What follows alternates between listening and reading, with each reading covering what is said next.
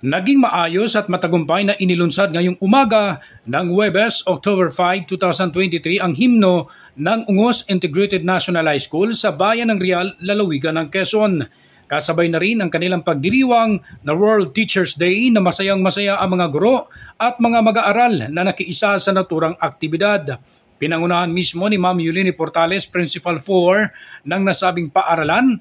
Kasama na rin sa nakiisa si Ma'am Irene Aveno, PSDS ng DepEd, pati mga barangay officials, PTA President na si Sekretary ng Sangguniang Bayan, Mr. Carlo Calleja, at hindi pa huhuli na dumalo at naghandog ng awitin si Ryan Astrera na kabilang din sa mga kumanta ng nasabing himno.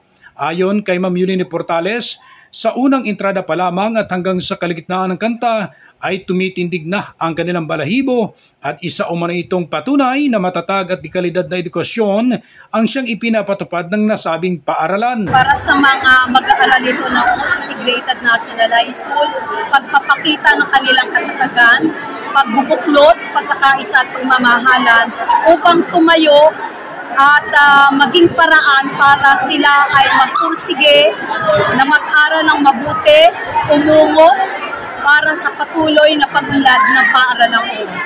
Ito'y isang inspirasyon para sa lahat na sa tuwing maririnig nila ang himno, it reminds them yung mga masasaya at mga kapaki-pakinabang na mga isinasagawa sa paaralan. Ikinagalak rin ni Portales ang pagbuo ng himno na may tuturing itong isang makasaysayan sa panahon ng kanyang pamumuno bilang pamana na rin sa mga susunod pang henerasyon. Pinapasalamatan din ng prinsipal ang mga bumubuo nito, kabilang na ang composer na si Warren Poblete na siya rin ang composer ng Real Tourism Song na tumatak sa mga kabataan at ng mga Realinyo na inabot lamang umano ito sa 3 linggo ang pagbuo ng kanta.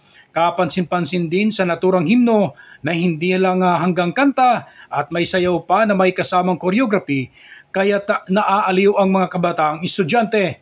Dagdag pa ni Portales na malaking kahalagahan ito sa mga isang eskwelahan bilang patunay na rin sa pagiging totoong nagmamahal sa kanilang tungkulin at pagpapahalaga ng kanilang pinamumunuang paaralan.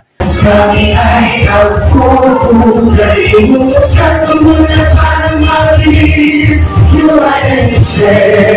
Ronda balita mula sa lalawigan ng Quezon. Ako si J.R. Narit, naghahatid ng mahalagang impormasyon at balitang totoo.